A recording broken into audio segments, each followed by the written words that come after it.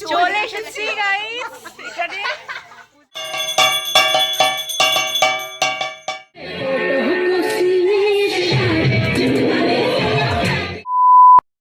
Hello guys, কেমন আছো তোমরা সবাই? আশা করছি অনেক ভালো আছো। আর বলো, তোমাদের শিবরাত্রি কেমন কাটলো? আমার কিন্তু বেশ ভালোই কেটেছে। আমি সারাদিন না খেয়েছিলাম বাবার মাথায় জল ঢালো বলে, তাই আমি দেরি না করে আমি চান দানগুলো করে আমি আমার ঘরের ঠাকুরটাকে পুজো দিয়ে নিয়েছিলাম। আর এখন আমি যে ভিডিওটা স্টার্ট করেছি, এখন প্রায় বিকেল 6টা বাজে, আর আমি এখন পুজো দিতে যাবো। তো তাই দেরি না করে আমি কিন্তু রেডি হয়ে গিয়েছিলাম পুজো দিতে যাওয়ার জন্য। তো দেখো, এটা হচ্ছে আমার ফাইনাল লুক। তো তোমরা কমেন্টে জানিও যে কেমন লাগছে আমাকে। আর আমি কিন্তু একা না, আমার সাথে আমার বান্ধবীও ছিল, তাই আমরা দুজনে মিলে চলে গিয়েছিলাম আমাদের পাড়ায় পুজো দিতে। আর এখানে এসে দেখি সবাই বলছে যে রাত 9টায় নাকি প্রথম প্রহরের পুজো আরম্ভ হবে।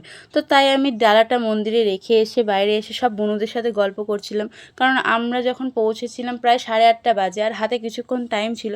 তাই আর কি করব, বাইরে এসে সব বন্ধুদের সাথে আমরা গল্প করছিলাম।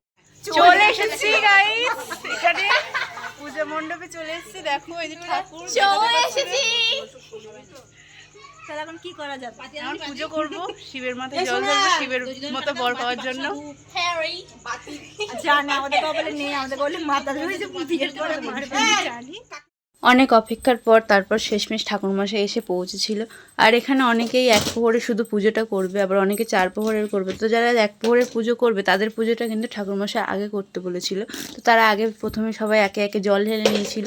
আর আমরা এখানে সেই সময় বসে বসে একটু ক্যামেরার সামনে নাটক করছিলাম সবাই মিলে। তো তারপর সবার জল ঢালা হয়ে গেলে কিন্তু আমিও কিন্তু বাবার মাথায় জলটা ঢেলে নিয়েছিলাম খুব ভালোভাবেই। আর বলতে গেলে খুব সুন্দরভাবে জলটা ঢেলেছিলাম, কারণ পুরোটাই ফাঁকা ছিল, সবার তখন জল ঢালা হয়ে গিয়েছিল আর আমি সবার শেষে ঢেলেছিলাম।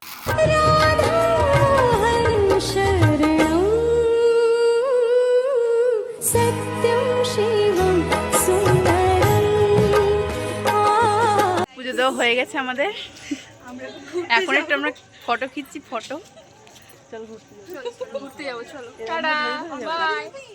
আমরা প্রথম প্রহরের পুজোটা শেষ করে কিছু ফটো তুলে তারপরে কিন্তু আমরা একটু ডান্স করছিলাম, কারণ দ্বিতীয় প্রহরের পুজোটা ছিল রাত 12টার সময়, আর আমাদের প্রথম প্রহরের পুজোটা 10টার ভিতরেই শেষ হয়ে গিয়েছিল।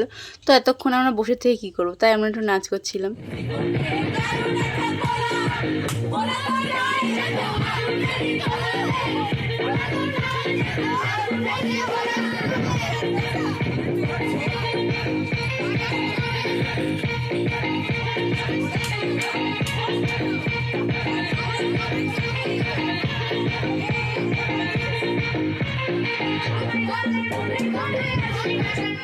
নাচের পর্ব শেষ করে কিন্তু আমরা ঠিক রাত 12টার সময় দ্বিতীয় প্রহরের পুজোটা করতে বসে পড়েছিলাম। আর আমি দেখো ঘড়িতে তোমাদের টাইমটা দেখাচ্ছিলাম যে পুরো তখন 12টাই বাজে।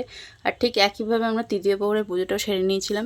কিন্তু দুঃখের বিষয় হচ্ছে, আমি প্রথম প্রহরে যখন পুজো করেছিলাম তখন একটু ভিডিও তোমাদের সাথে শেয়ার করতে পেরেছিলাম, কিন্তু তারপরের প্রহরগুলো আমি যখন বাবার মাথায় জল ঢেলি তখন কোনো আমি ভিডিও নিতেও পারিনি আর শেয়ারও করতে পারলাম না তোমাদের সাথে। আর তৃতীয় প্রহরের পুজো শেষ করার পর চতুর্থ প্রহরটা ছিল প্রায় 4টের সময়, বুঝতেই পারছো আমাদের রাত্রিবেলা আমাদের অবস্থাটা কী ছিল। তোমরা নিজেরাই দেখে নাও আমাদের অবস্থাগুলো গাইস। তো এখন রাত 3:30 বাজে, 4টে বাজে, 4টের কাছাকাছি। আর এখন চতুর্থ প্রহর শুরু হবে, এখন শুরু হয়নি। তো দেখো আমাদের অবস্থাটা, দেখো ওই দেখো একদম অভাবজনিত, একদিন না খেলে মানুষের কি হয়, ওর তাছাড়া ওর বিশাল অবস্থা। আর এই দেখো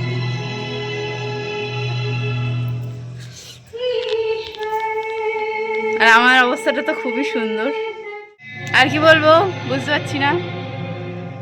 তারপর পুজোটা করে দেবো। আর এটা হচ্ছে রাত 4টের ভিউ।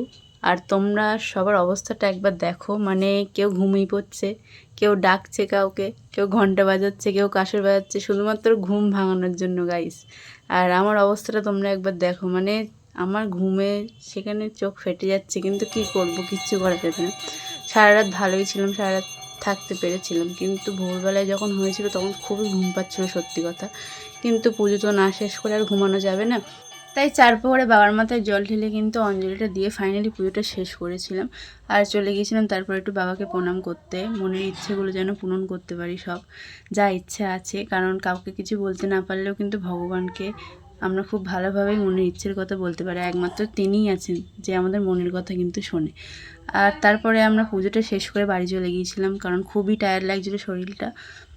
ভিডিওটা এতদূরই থাক, কারণ কালকে সারা রাত ঘুম না, আর অনেকটাই টায়ার্ড লাগছে, কিন্তু ভিডিওটা তো শেষ করতে হবে, তাই না?